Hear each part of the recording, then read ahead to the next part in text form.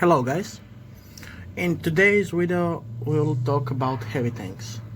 What are they, how they should be played, and about each nation's heavy tanks. So first of all, how should you play a heavy tank? So you actually should, in first 2 minutes, you should actually hold the line.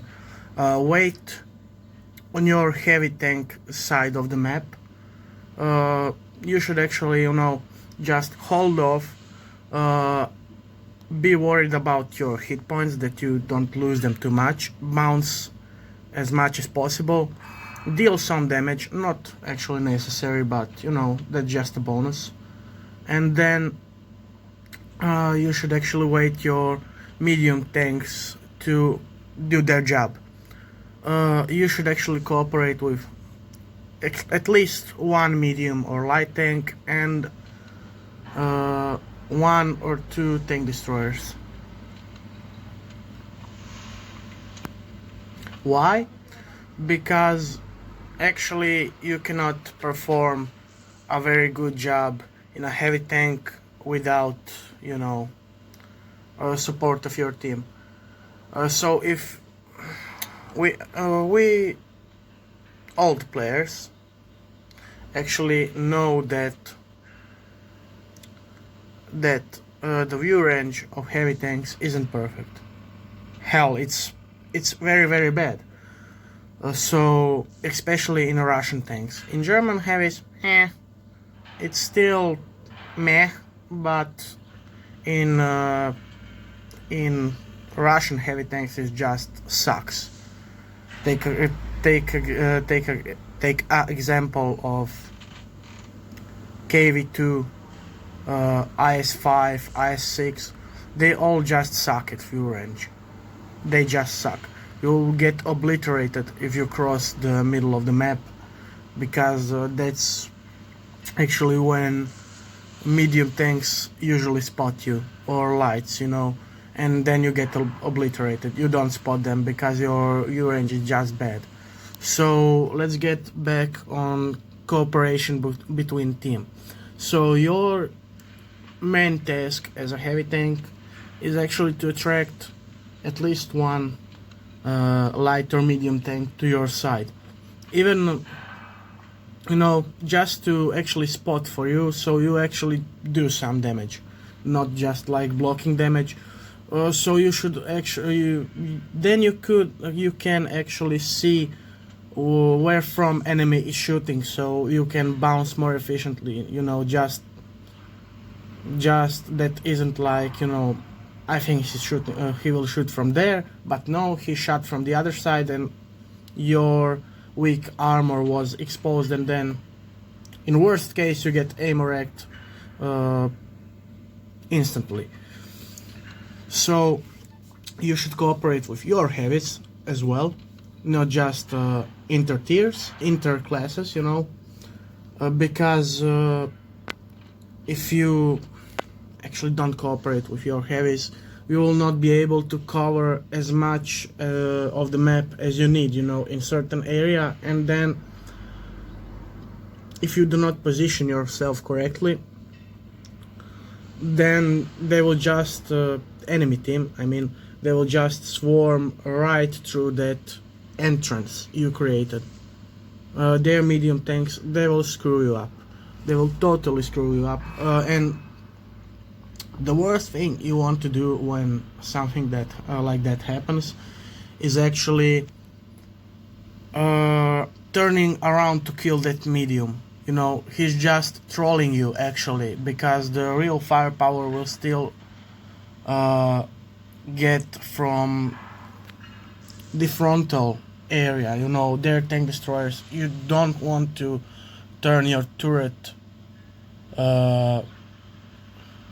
towards that medium, because their heavy tanks and their tank destroyers will just obliterate you, And then we will skip forward to every nation's heavy tanks. So in my opinion, I like German heavy tanks, real steel.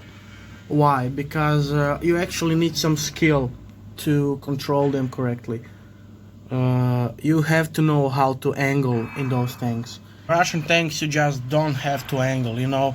The RNGesus will do the job for you. The Stalin will do the job for you, you know.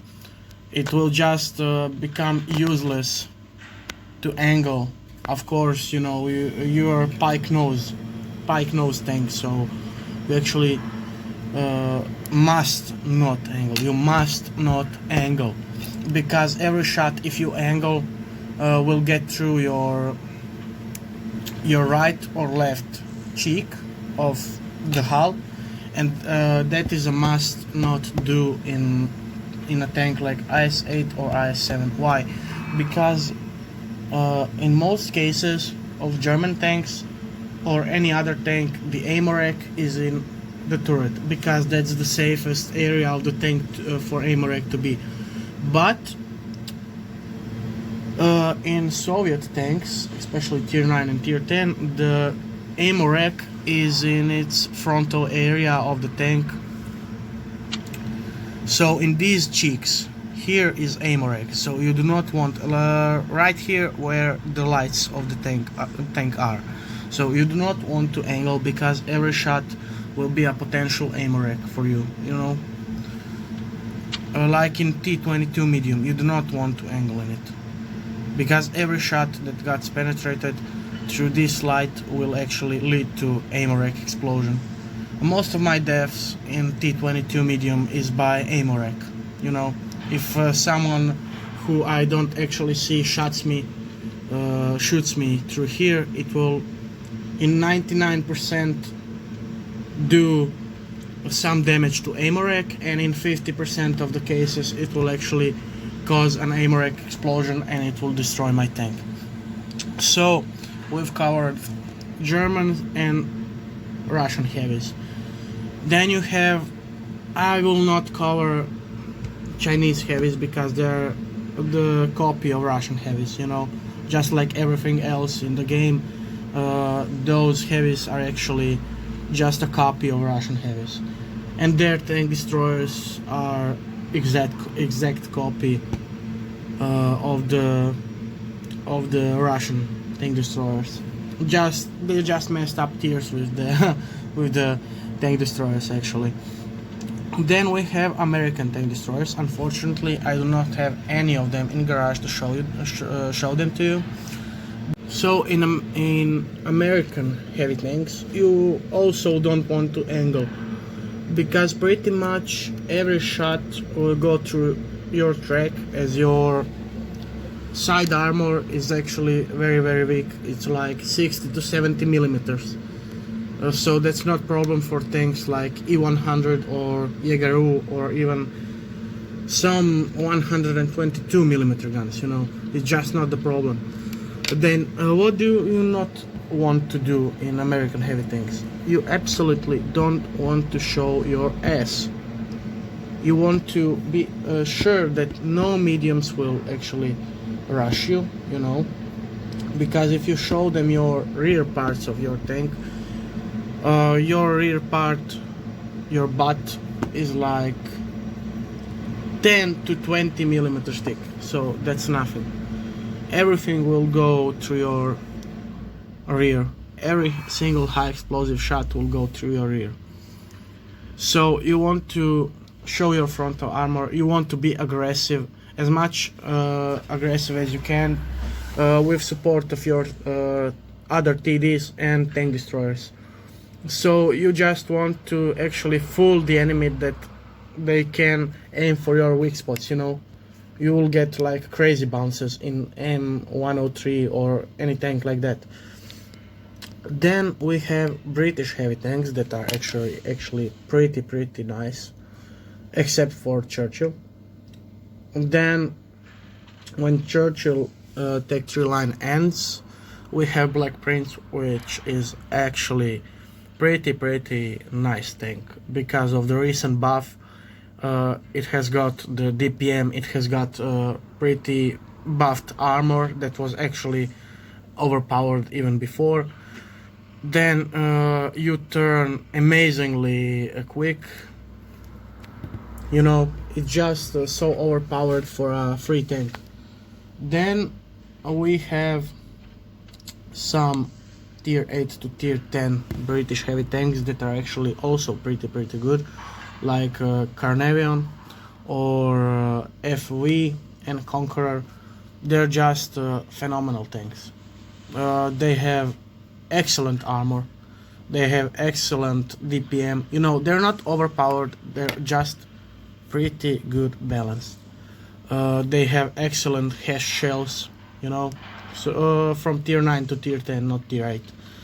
I think that tier 8 doesn't have hash shells, but I don't know. But tier 9 and tier 10 actually have pretty much excellent hash shells. Then we have French heavy tanks, which are actually special because they from not tier 7, tier 8 to tier 10, they actually have auto loading systems. So you what do you want to do with them? You want to, you know, just not to be too close to the enemy, because you actually have no armor. You will not bounce anything. Anything will go through. Even some high explosive shells will go through your side, because nothing covers your side as it's not covered in tracks. You know, it's not a low silhouette tank like some American tanks, or it doesn't have some pretty nice armor like on side like Tiger tanks and so on. So you want to be like some medium range tank destroyer, you know. You want to play as that. You actually can perform any other role, but not as a heavy tank. Just don't do it, don't show your armor, everything will pretty much go through, you know. Actually, what do you want to do? You want to show your turret, because it is actually, except on 50B, it is actually very small, you know, in comparison to other heavy tanks like E100 or Mouse. You actually have pretty small turret. So you want to show it because you want to fool enemies to shoot it, and you just want to go left, right, up, front, you know, just to make them miss those shots. So that's actually the kind you can bounce in those tanks, you know. That's your way of bouncing, you know, not taking the shot. Then auto-loading mechanism is pretty nice, because those shells aren't underpowered like some other tanks, especially 50B. It has pretty nice penetration, pretty nice reload, but you must not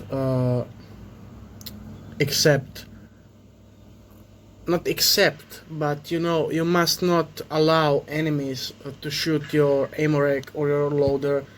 You must repair or heal your crew, you know, immediately, because you will just get wrecked. You will have like 30 to 45 seconds of reload. You will actually, if you don't have consumables in your battles anymore, or you don't use them at all, be prepared to, you know, just get wrecked in French tanks. Then we have, do we have any other tanks? Heavy tanks. Let's see. No, that's actually it for heavy tanks. So I hope you enjoyed the video, and remember, don't camp in any other tank than tank destroyer. Till the next video, guys, have a nice day. Goodbye.